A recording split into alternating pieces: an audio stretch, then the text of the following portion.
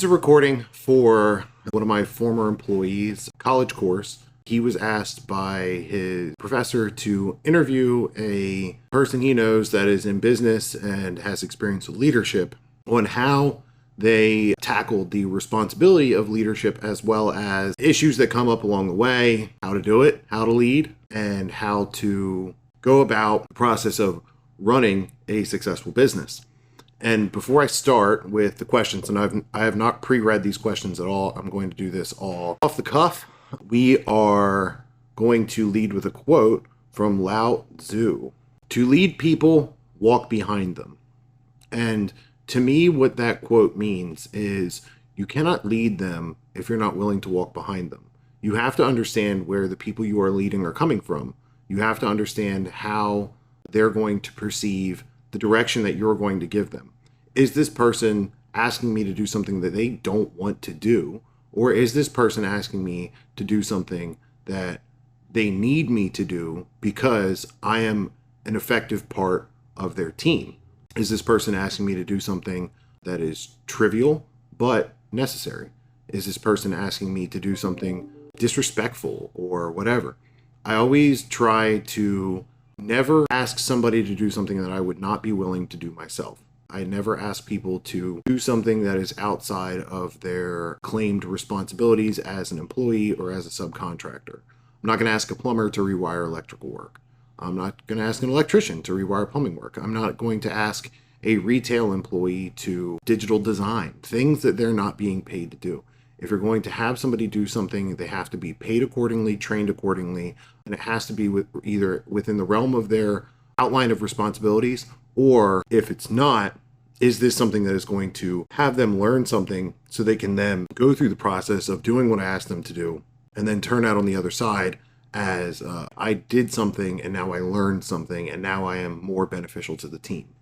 So one of the best ways that I look at as far as leading people. You also have to be a good leader as far as being there for your people, but we'll get into the questions. I'm sure that there is something in here that will outline as far as the answer, what I was about to say, essentially. Question 1. Can you share a significant developmental experience that has shaped your approach to leaderships within teams? So starting a retail store, I had no managerial experience. I've never been a manager anywhere. I've been a team lead, but nothing ever really serious. I've never hired anybody. I've never fired anybody. So the entire experience of developing a team, hiring employees, and has been a significant experience. Just honestly, starting it was the most pivotal point. Reflecting on your journey as a team leader, what would you consider your worst mistake or failure? How did you address it, and what did you learn from it? So looking back, I would say one of my worst mistakes as a team leader was originally not outlining a path forward for my employees to advance within the company as it grows. Mainly because in the beginning I had an employee who he really wanted to, he was a great guy. I still talk to him to this day. He wanted to move up. He wanted to make more money. He wanted more responsibilities. And he was willing to do certain things. However, at the time, I didn't really have any capabilities of advancing him in any way. The company had no direction. I was flying by the seat of my pants. When I started the company, I had no idea whether or not it would succeed. And I was very inexperienced as far as business goes. So what I learned from it was how did I address it? He ended up quitting for a different job, and that was fine. I wasn't mad about it anyway. I actually, when we came time to talk about his future, I actually encouraged him to quit.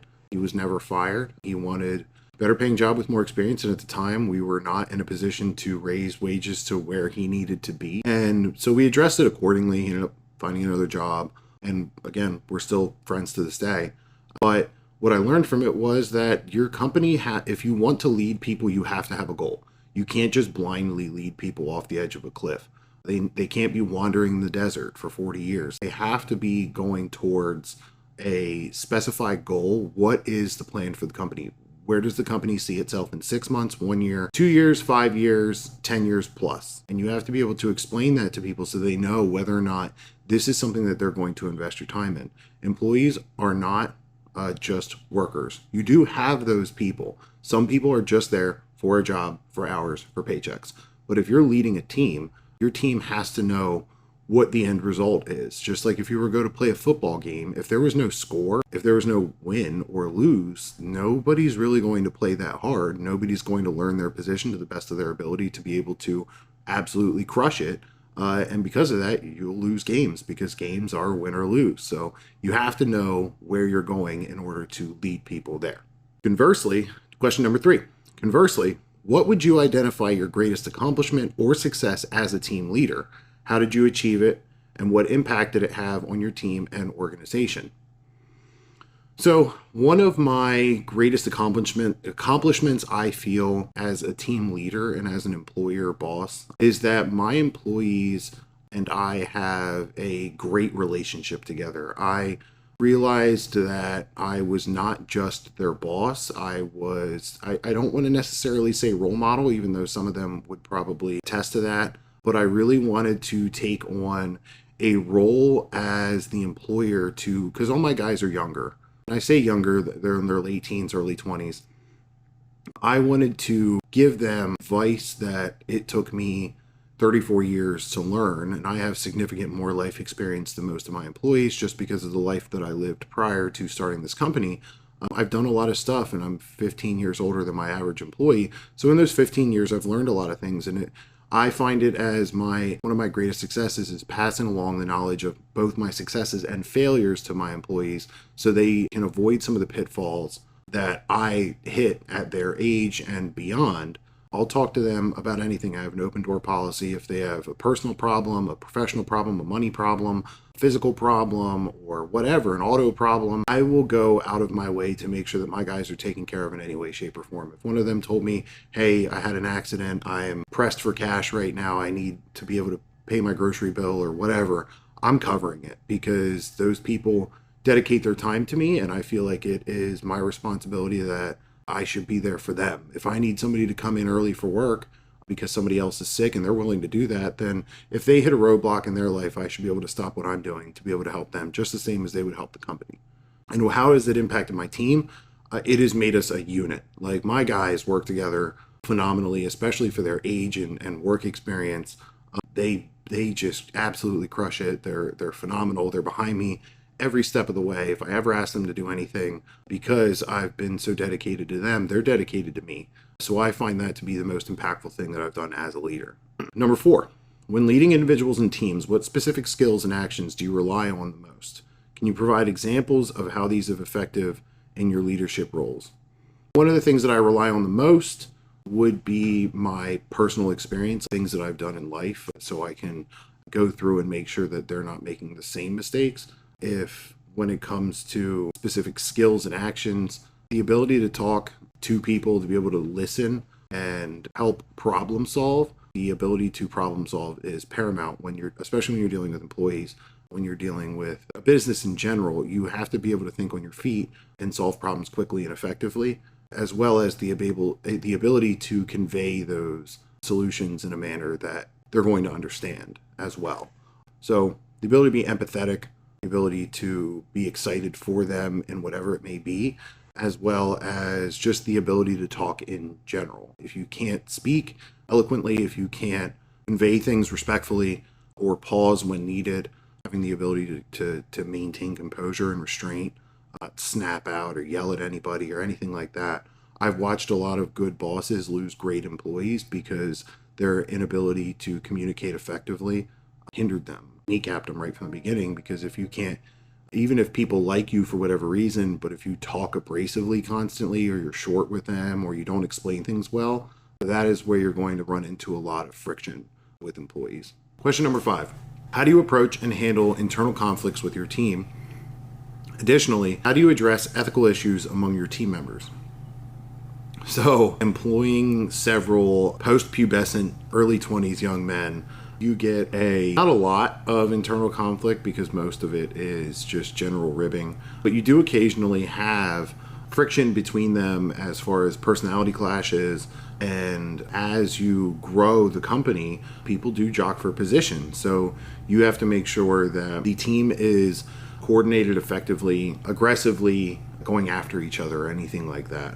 The main thing is I always reiterate to people when they're starting to stress out about, because internal conflicts aren't necessarily just like dealing with each other, because in all honesty, my guys don't really have that many issues between them. Sometimes you have issues with customers. Sometimes they're dealing with an ornery customer or groups of customers at certain days, times, and you have ethical issues that'll come up of that, of making sure that they are not being not great to customers based off of whether or not they like them or not, because that does happen. Anybody that's worked in customer service will know that there's great customers and then there's assholes.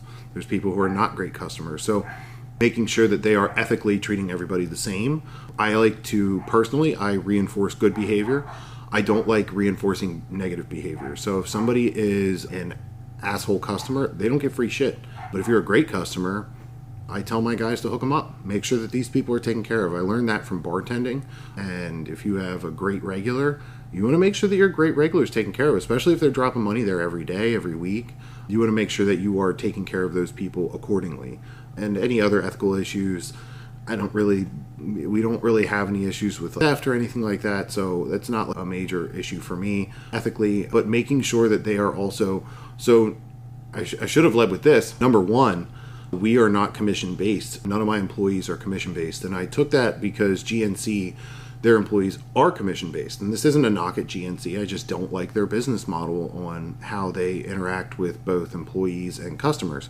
So with the health and fitness industry, people are coming to you for help. If somebody comes in and asks for a product that's going to help them with XYZ goal, you need to be able to coordinate that's best suited for that person. Everybody's physiology is different. Everybody's goals are different. Everybody's current standing in their life is different. Their budgets are different.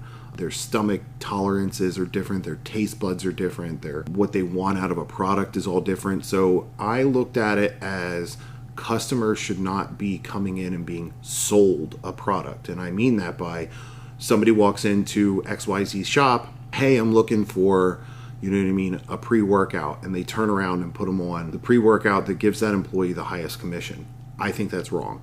I think, and I ethically think that is wrong, because they're not asking questions of, all right, what is your caffeine tolerance? What's your preferred budget? What are you looking for in a pre-workout? Do you want high stim? Do you want high pump? Do you want a complete pre-workout? Do you want a stim bomb? Do you want a stim free? Do you want something that is going to taste really good? Because those are all factors. Some products that have phenomenal formulas taste terrible. And if it's a customer that taste is up high on their priority list, if it goes taste, everything else, you need to make sure that they're getting a product that tastes really good. If their preference is effectiveness, everything else, then it doesn't matter what it tastes like. You're going to give them the best product for the best price. So that has helped eliminate a lot of ethical roadblocks. I just decided to nip that in the bud and eliminate it from the beginning, so we didn't end up in those issues. And because of that, my customers have faith and trust that my employees who are instructed by me are not going to steer them in the wrong direction. They're always going to steer them in the direction that is beneficial for them. I've had customers come in and ask for products, and we have sent them out the door with nothing because they had everything they need. I remember one guy came in right after we opened. He had all this stuff that he had bought from a previous store in the area that was no longer there. And he was like, I bought this. I never took it. I don't know how to take it. They said I was supposed to come back and buy XYZ. And I looked at it and I was like, listen, they sold you a bunch of stuff you don't need. So what you're going to do is you're going to split it up. And this is going to be weeks 1 through 4, and this is going to be 4 through 8. And you don't have to come back and buy anything until you're done both of those things. You don't need anything in between. And they were like, wait a second. They had told me that I needed to come back in and spend another $150 on XYZ product. And I was like, well, you don't. They were overselling you. So because of that, this guy was like, you just told me not to buy something. I was going to spend another $150. I would have done it blindly and trusted you 100%. And you're sending me out here with nothing. And I was like, I don't need to make money off you. And this was 3 months after we opened the shop, and we really didn't have money. We didn't have sales. And I turned him away. I shit you not, 2 weeks later, this guy came in and bought $400 worth of stuff. He bought things for his coworkers. He bought things for his friends. He stocked up on 6 months worth of protein and carbohydrate powder and I was like, what are you doing? And he was like, I'm buying all 6 months worth of my stuff right now because I want you guys to succeed and you're in the beginning of your business. And I feel like if I throw you this money, it'll put you guys ahead a little bit more so than you already are, because you didn't lie to me, because you were honest with me and you sent me out the door and you didn't hustle me. Because of that, you just earned yourself a lifetime customer. So because of that, the average person spends between $80 and $150 a month on dietary supplements. If you spread that out over a year, you're talking between $500 and $1,000 a person. Let's just call it $800 a year is what the average customer will spend. Over 10 years, that customer is now worth $8,000. That is the 10-year lifetime value of that customer. If they stay another 20 years, you're talking another $25,000, $30,000 out of one customer. That is an amazing accomplishment because we didn't take that shortcut for the 150. That, my friends, is why we do not do commissions at my stores. Number 6, in experience, what types of leaders have motivated you the most? Conversely, what types of leaders have failed to motivate you and why? So my favorite types of leaders are people that can explain to me how to do something like a 5-year-old. I always tell people, don't over-explain things to me. I want you to dumb it down and treat me like I'm as dumb as possibly can be so I can easily understand it. Because there's so much nuance in all kinds of things. I want you to explain it to me so I can get to the end result as fast as possible. And the best leaders are ones who were invested in me. The ones who wanted me to succeed, not just them. And I feel like that has affected me to be the type of leader where I want my employees, the people that I lead over the years, to succeed just as much as I do and end up way farther ahead than I am when they're my age, and always be there for them in that capacity. People who have failed to motivate me were the ones that were lazy. I want to be the most hardworking person in my company at all times, and I want to be able to pass that on to them. I've had lazy bosses. I've had people that had I think one of the main issues that I've had in leadership positions was people who had no goal. The leaders that I had in different businesses, their goal structure was really poor. They had no vision. And if you don't have a vision, nobody else can see what you're trying to do. And they're all, again, just wandering aimlessly. So the worst leaders I've ever had were visionless. And the best leaders I ever had a clear-cut vision with my best interest in mind. Number 7, when working with different types of leaders, how do you adapt and respond to their leadership styles? Can you share any specific instances where you've had to adjust your approach? Yes, everyone has a different leadership style. I have worked with guys who were more direct, less direct. When you are in the customer service world or in the B2B, B2C, as far as business to business, business to customer, you have to be a chameleon. So when you are talking to someone who might have one personality, you need to be able to switch it. I run into an 18-year-old kid with broccoli haircut. I'm going to rizz it up with them. I'm going to say things that are relevant to the industry and things like that, try and use the lingo. And if I turn around and talk to a 58-year-old woman who has multiple kids and doesn't like swearing and things like that, I will curtail my language and address her appropriately, because that's where they're at. You always have to meet people where they're at. And with leaders, a lot of the times you're looking to them for guidance, but you still have to meet them where they're at as well. Some people have very little time. So if they're short and direct with you, you need to understand that person is probably very, very busy, especially where I'm at. I'm shooting for the moon. I'm shooting for the stars. And so some of the people that I go to for guidance are already in the clouds. They're already way, way, way farther ahead of me. So I have to be okay with just direct responses, sometimes things that I would be consider rude, but it's them being direct and concise about their advice that they're giving me. If they tell me, no, you're being stupid right now and childish, don't do that, I have to understand that they're not saying that from a view. They're not saying that to be intentionally hurtful. They're saying that because my feelings are not as important as the end result, which is winning, because winning is how we win. 8, do you believe that your current leaders create a positive work environment? If so, how? If not, what improvements would you suggest? I think my current leaders provide a great working environment. There is young, active, playful. fun to be around. So we have a very tight-knit relationship. I think that we have an environment that love working for me. Love seeing the direction of the company and where we're going to go and all the things that we're going to achieve and experience along the way. What improvements I would still suggest is organization. When you are an organization ran by a 34-year-old man who's leading 20-year-old men, you have a lot of disorganization, you have a lot of behavior, a lot of hopping from one thing to another. The number one thing that I would say that we can improve upon is the organization of our organization structure. So making sure that all our T's are crossed, our I's are dotted, and that as we grow as a team, we're growing professionally as well, and not just in the manner of which we interact with people, but how we approach the things that we need to achieve in a timely, organized fashion. That would probably require bringing in a very experienced lady to help, sort of dull down all that boyish behavior. Number 9, in situations where teams are required, what strategies do you employ to effectively build and lead cohesive teams? I think when teams are required, you need to make sure that you have defined roles for what everybody's doing for that specific thing. So hypothetically, if you're moving a couch, and I'm not a moving company, but let's just use that as an example. If I'm going to move a couch, okay, we'll tell them where we're picking the couch up, the direction that we need to go, and where it needs to be at. In that process, I'm going to put the strongest person at the heavier end, I'm going to put the weakest person at the lighter end, and I'm going to have another person in the middle. I don't know if that's how you move a couch, but that's how I'm going to move it today. If I am going to people, each one has to have an assigned role. You're the one that is going to be going backwards down the stairs. You're going to have to lift it higher up so it's not dragging on the steps.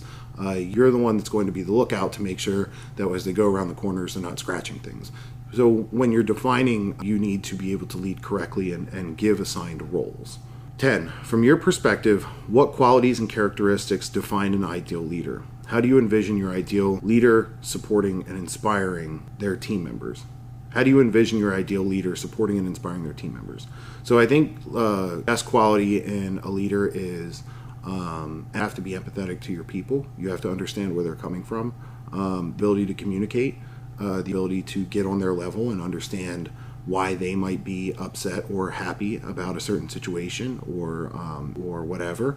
You need to be unwavering. You're the people looking to you for guidance cannot see you as flaky. They cannot see you as in any way. You have to be stoic. You have to refrain. You have to be able to yourself, and the best response achieve the most ideal opportunistic outcome. You don't want a leader who is flying off the handle. You don't want a leader who's flaky or soft in any way. You need to be able to, I look at it like this, get punched in the face and keep walking towards it. That might be the most effective way to fight.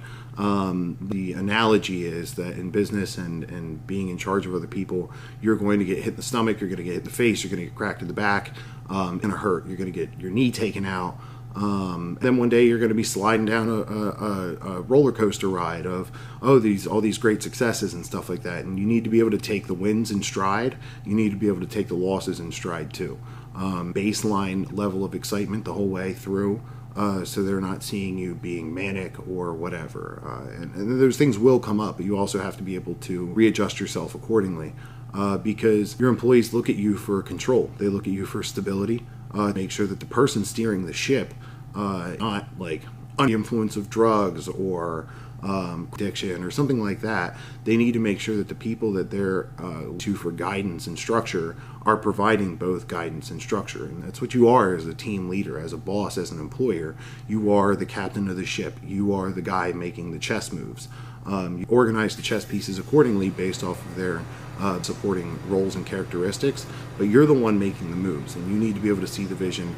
They need to understand that play a very vital role, and reinforcing that as well as telling people that they're valid, telling people that important to the company and the future, as well as the present, are things that I think that you need to be able to do to lead and inspire people to become leaders as well, which is a new thing for me, is not only being the leader but inspiring next wave of underneath me to be leaders, because that is incredibly important. As you grow a company, you want to have your head at the top, and then your leadership team, and then they build a leadership team, and then it keeps going and expanding. As my one employee Cody would like to say, it's a pyramid scheme. And while it's not a scheme, the structure is still bent up as a pyramid, because you have your main leader at the top, then your leadership team, the people they direct, so on and so forth. And those people, and at the bottom, you have all your customers, who are your base. You have to be able to lead your employees to lead their team, be able to lead customers, because your employees are also leading your customers down a path too. Are your frontline workers, and they're the ones that are to your goal. You inspire it into them, and then take that and inspire it into the customer, because the customer has to understand the goal that the leader has, and they have to be able to convey that from you to them to the customer. That's how it works. So for asking me to do this, look forward to seeing him grow as a young man. It is awesome to see what you're doing, bud. I'm going to throw this in at the end. I'm very proud of you, what you're doing with your life, on your higher education, getting into the workforce, really striving to succeed. It is the team of guys that I've able to come in contact with over the years, and every one of you has worked for me, has turned around, and your life has gotten exponentially better, and that makes me very happy, not only as somebody who employed you, but as a friend. Almost like I feel like said the other day, he's like, Matt's like sad 40% older brother. And I for a second was like, I'm happy with that analogy, that frame of my guys view me. It makes me feel really, really good, especially because now I have a kid. I got to kind of with you guys, as far as like in charge of an ornery group of younger testosterone-filled men, watching you guys grow, and I can't wait to watch you guys get into your mid to late 20s and get married and have kids and houses, and you know what I mean, do all those things. And as the company grows, even if you're not a part of it, you're still a part of it. That is left working for me is still part of this company in some way, shape, or form, and you will continue to be so there. Hope, because I'm very excited for what the future has, not only for you, but for us as well as a team. So thank you, and I hope this helps you with your class, bud. Bye.